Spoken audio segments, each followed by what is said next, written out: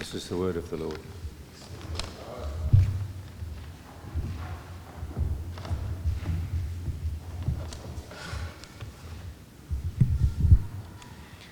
I don't normally start with an apology. I am starting with an apology, not an apology, a warning this morning. I'm going to ask a lot from you as we go through this passage. I've thought long and hard about the issues that I'm about to present to you, and we don't have time this morning for me to show you all the working. You know, when you do maths exams and you've got to show all the working, there's a lot of working and I don't have time to show it all to you. So I'm going to make some fairly large leaps, and I hope they're not too large for you. And if you listen carefully, you'll detect my assumptions and you may want to take that up with me afterwards. So that's the warning.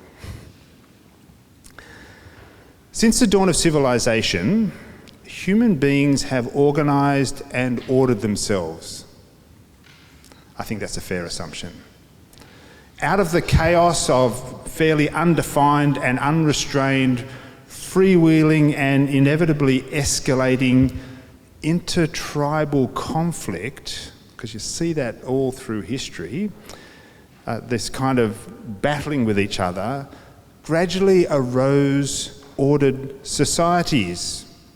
Initially, they were held together by archaic religions with their beliefs and their rituals.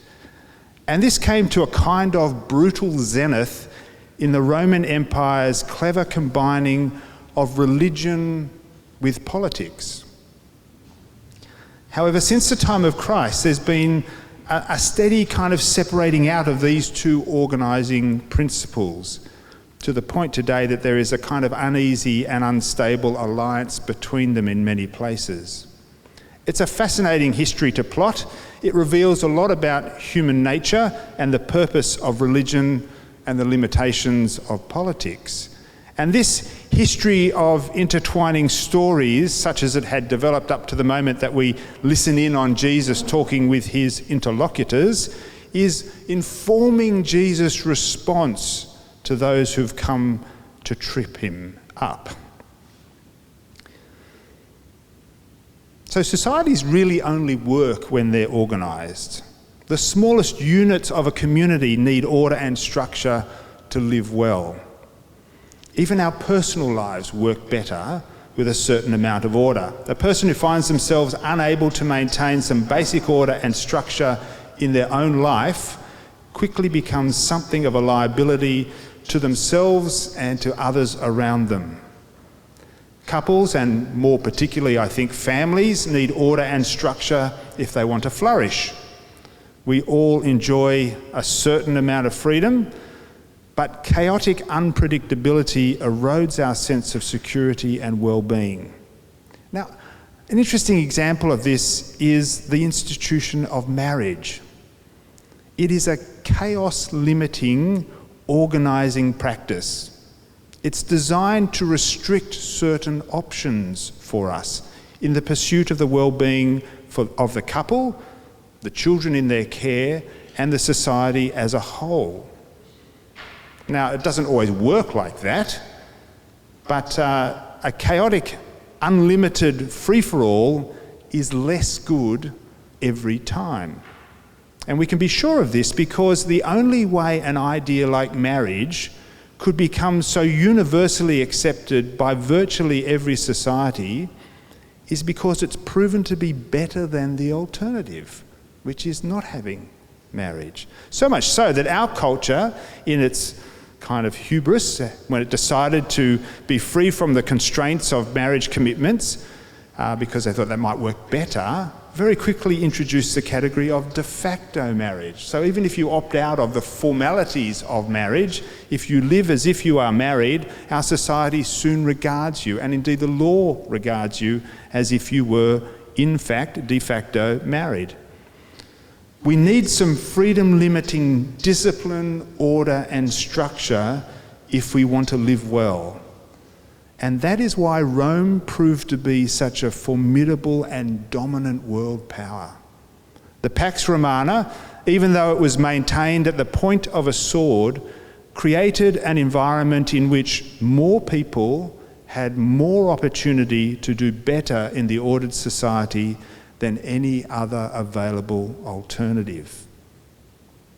Now, of course, every benefit comes with a cost. We choose to give up certain freedoms in the interests of greater security and for the good of the greater whole. And it is beyond argument, I think, that, for example, the society in which gun ownership is tightly controlled and regulated is less dangerous than societies where those limits to freedom do not exist. So, limiting freedom costs us something, but there are benefits to it. We also pay the price in other ways. Governments extract taxes from the populace in order to pay for the enforcement measures of this order. And this is where we come to the tricky conversation between Jesus and the leaders of his day.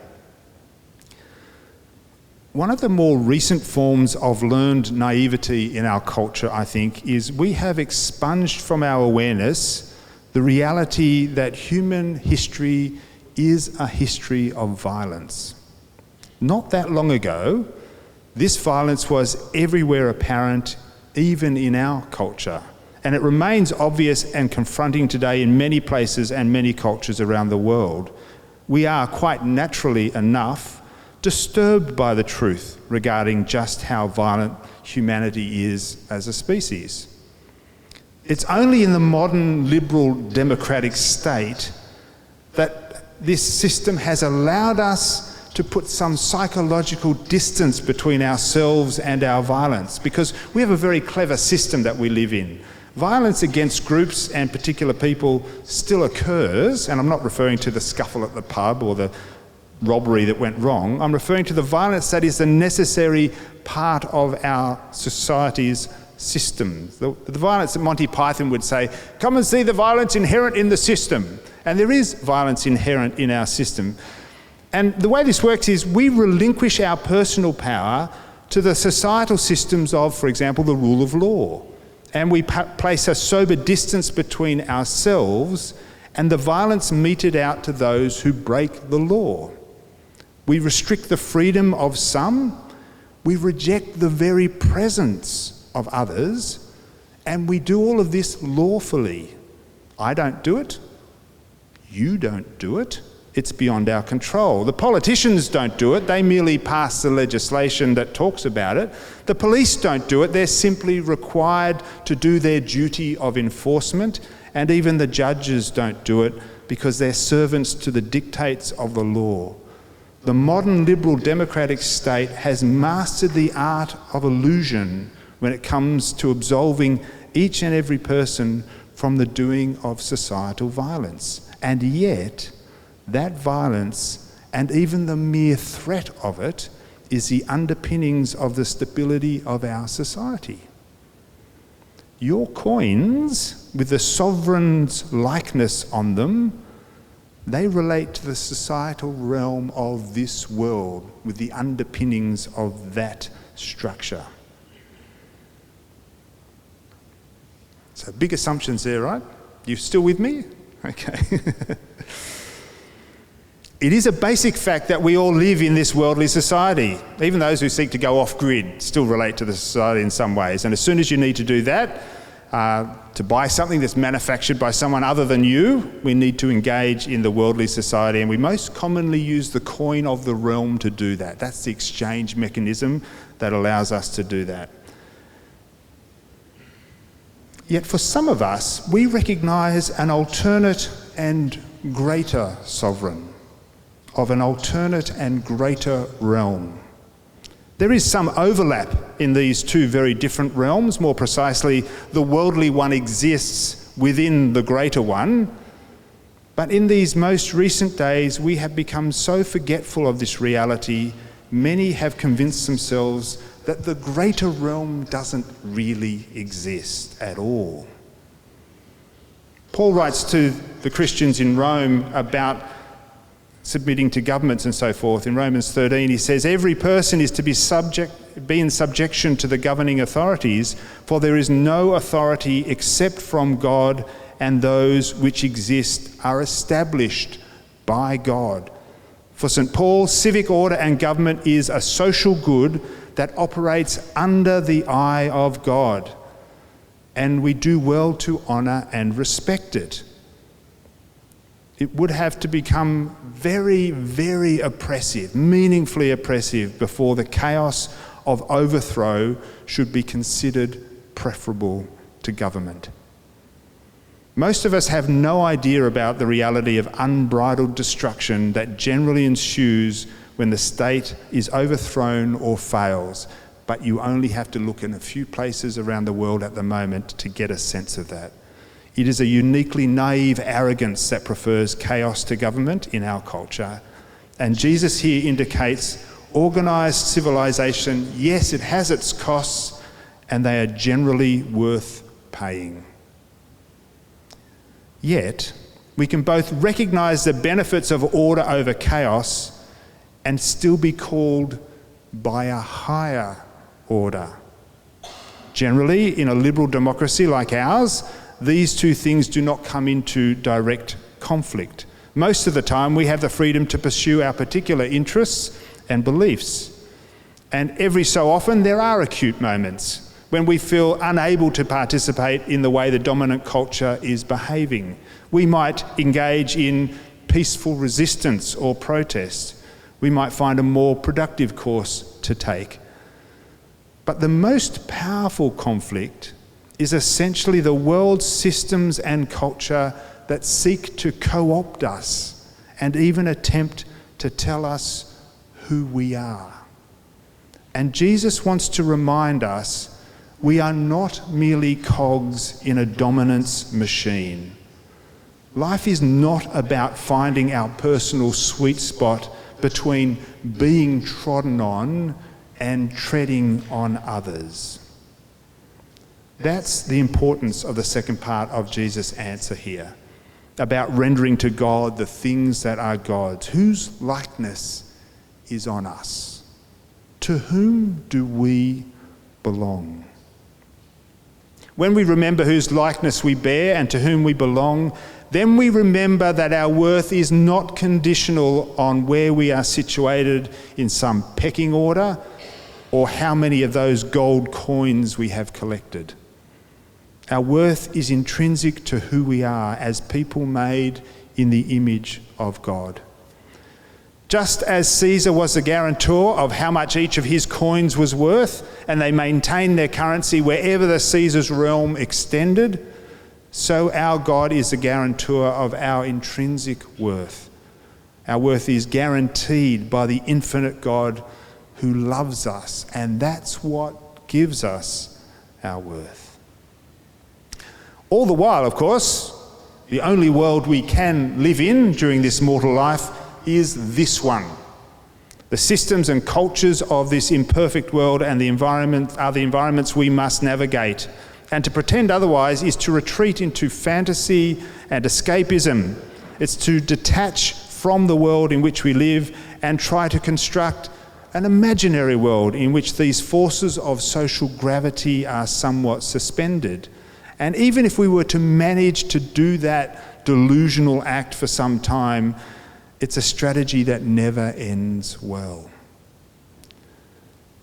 For better or worse, our lot is far more nuanced and engaged than escapism.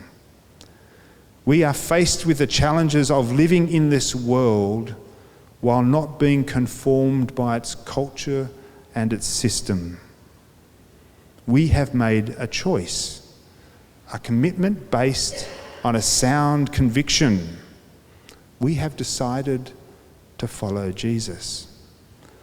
The one who the systems, cultures and powers of this world did not ignore. No. They violently rejected him and his ways. And we follow this Jesus not because we too seek rejection.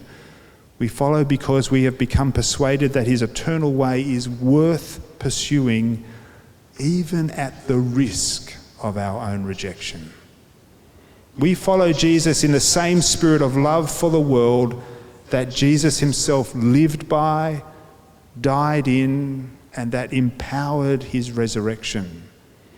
We live this love even though it cost us everything, in the hope of the transforming power of this love, that it will bend the future towards hope. We live now under the lordship of one whose kingdom is here but not yet fully revealed. And the uncomfortable part of this is we are never fully at home in this world.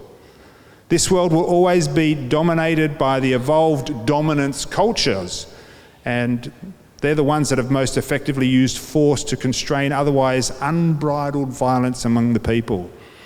All the most effective cultures, I believe, are the ones that went on to be developed into societies, and they all began as religious cults. The very idea of culture is actually derived from the beliefs and patterns of behaviour that are inculcated around a cult. That's where we get the idea of culture. We do these things and it forms a thing that offers life to us. It was the archaic religious systems that offered the required support that led to the development of societies. Our contemporary culture, by contrast, has developed a kind of very clever idea that it will take our religious stories rather more literally than it does seriously, making use of selective scientific methods that address these superficial readings of religious stories in order to ridicule them as archaic and outdated. We have this kind of arrogant, smirking response to biblical stories that, oh, well, we don't think like that anymore. Yet humanity is everywhere as religious as it has always been. We channel our propensity for religious devotion into our careers, into our politics, into our sporting teams and champions, and then there is a seemingly endless obsession with celebrity and our near universal hope of our own 15 minutes of personal viral fame sometime. It's difficult to see how our human propensity for devotion better serves humanity's needs for meaning, purpose and coherence than when it is directed towards a person like Jesus. That's the best devotion we can do. Following one who is utterly selfless, who calls us to follow him in that selflessness, means the more devoted we become, the more life-giving we will be to our society and our communities. But the world has never and will never accept Christ as Lord. His ways are subversive to the world's coercive power. As disciples of Christ, we are destined to be strangers and aliens as we sojourn through this life. So if we were to make it our primary purpose to establish ourselves in this temporal world, we would choose to conform ourselves more and more to the likeness of those who exert power over us. We will give ourselves to the likeness of the one who is on our coin, and we will increasingly belong to that one, just as the coins do. But when we remember who we truly are, in whose image and likeness we are made, then we can be transformed more and more into the likeness of the truest human who ever walked the earth. We will be set free to follow Jesus, and we will discover a life so rich that it really is beyond this world.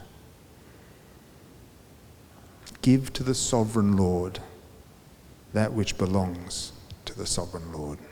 Let us pray.